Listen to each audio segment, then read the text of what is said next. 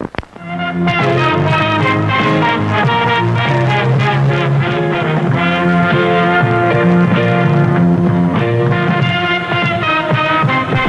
is now time for our feature presentation. Spoiler warnings. What we got next, Dwayne? Alright, so next we have our 1971 Vincent Price starring in The Abominable Dr. Phibes.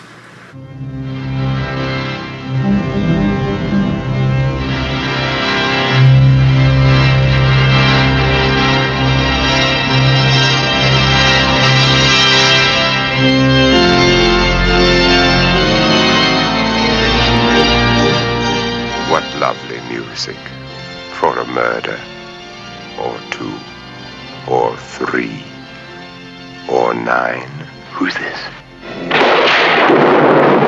Ladies and gentlemen, I want you to meet a dear friend. 9 killed you. 9 shall die. Your wife, no, Phibes. But you I will kill. But you can't, Doctor. I am already dead. Here, how are we gonna get him off this? You take his head, and I'll take his feet. Let's unscrew him.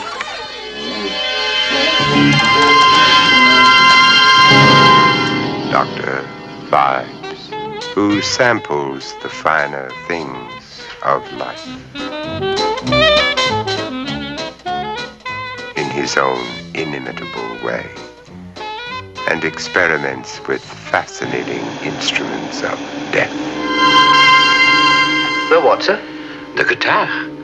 The 10 curses visited upon the pharaohs before Exodus. 9 shall die. 9 eternities in doom.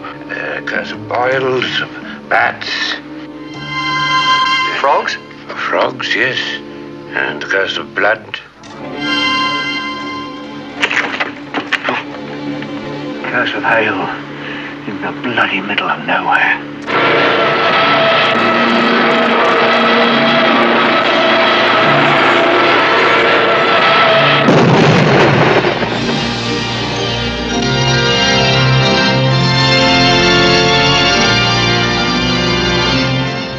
Are you ready for Dr.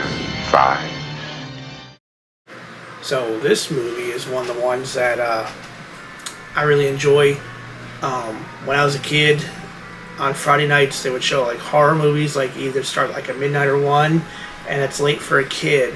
But my dad would he'd come wake me up sometimes to say, hey, the horror movies are coming on, and I'd get up. And after my mom, she wouldn't, let me do that. So after she went to bed, my dad would wake me up and we'd watch them. Oh, yeah. I watched The Raven with Vincent Price.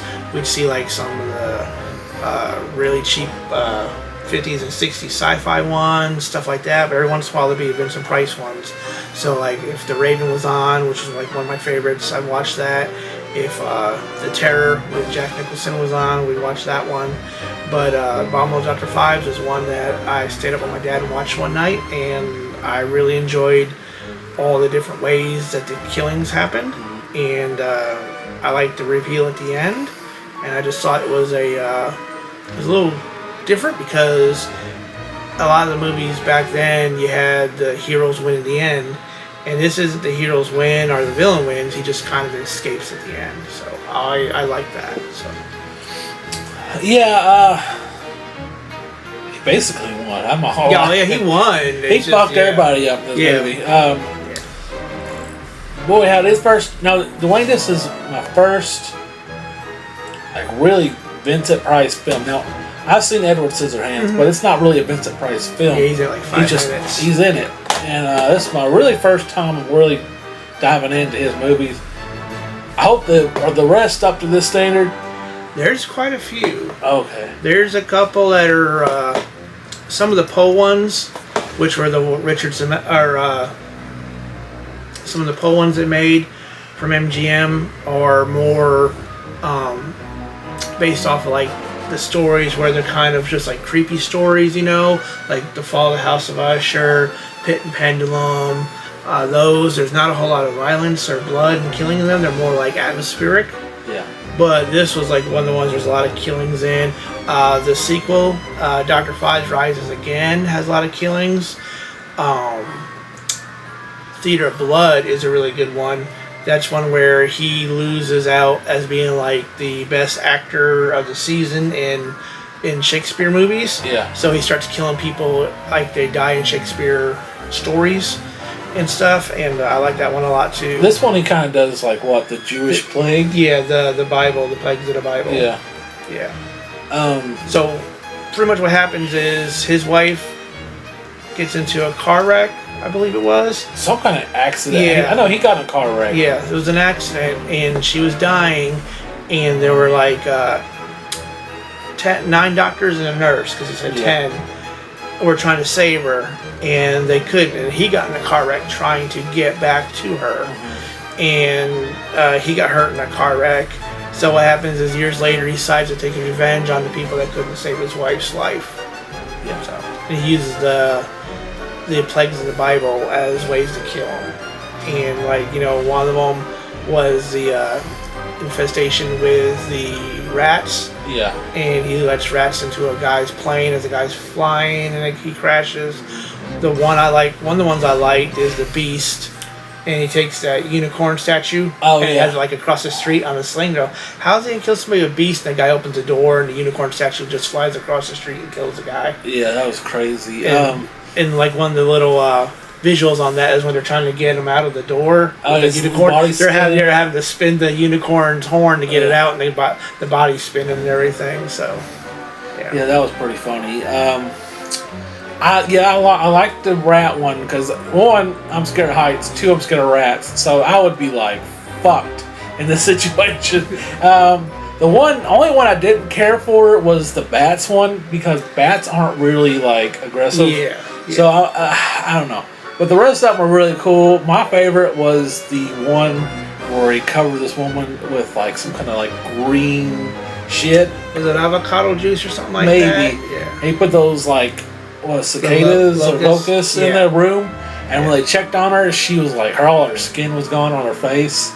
That was fucking crazy. Yeah, that's one of the ones they focus on in the movie. They spend a lot of time setting up for it and then doing it. That was like one of their major kills in that one. You know, some of the others are just a little bit like he drains the blood from one guy, and some others. The other cool one though, there's like 2 good. The 2 best was the locust or whatever, and the second one was the frog man.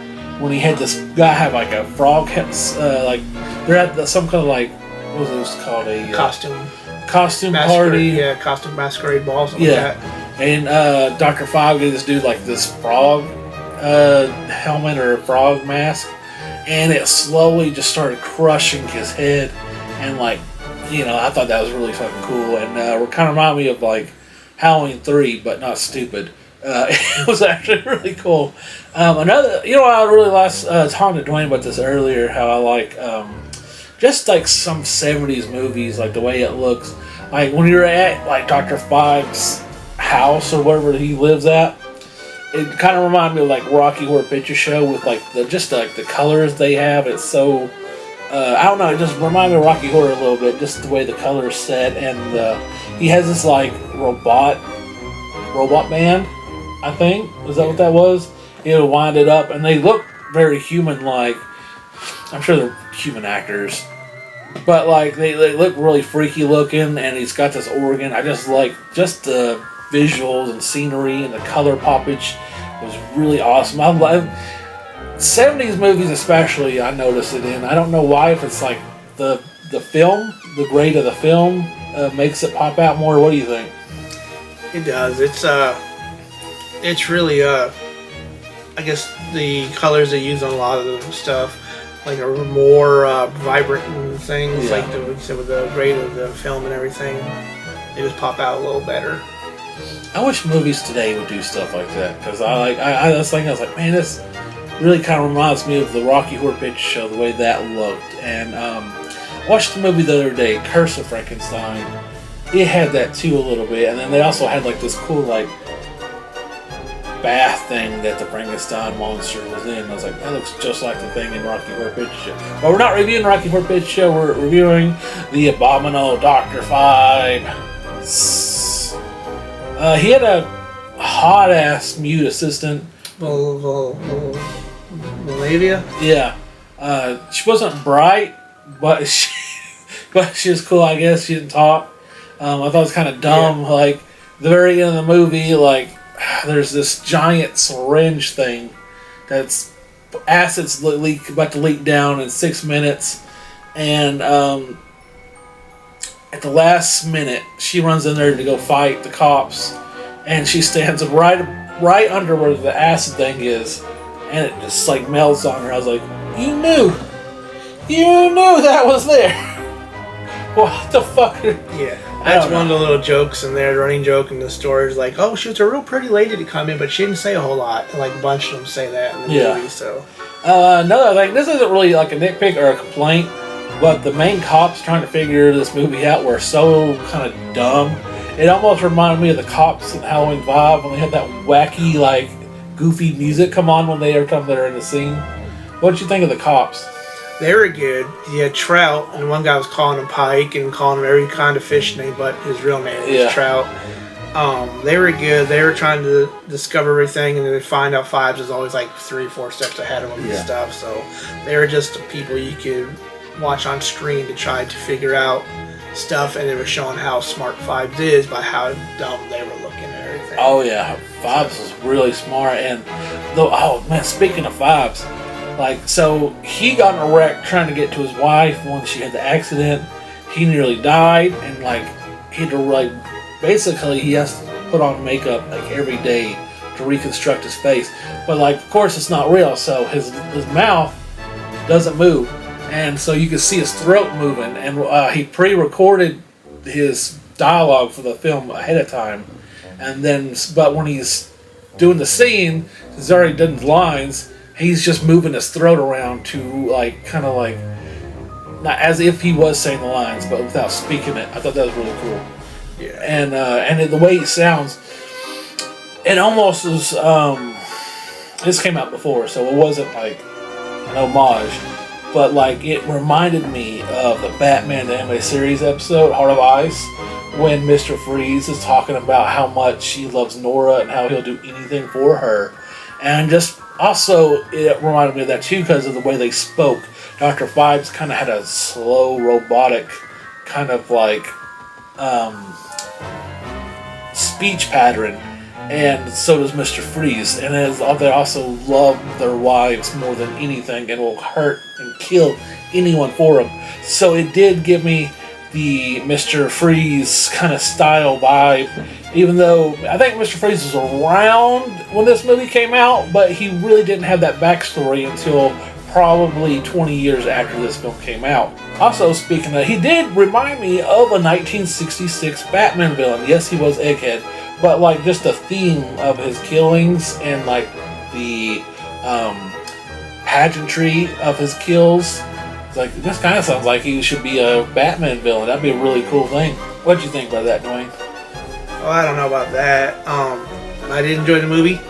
I know that the lady who plays Dr. Phibes' wife is Caroline Munro, who's in a lot of old British horror Hammer movies and stuff, and she was in like a couple of Sinbad movies and things like that.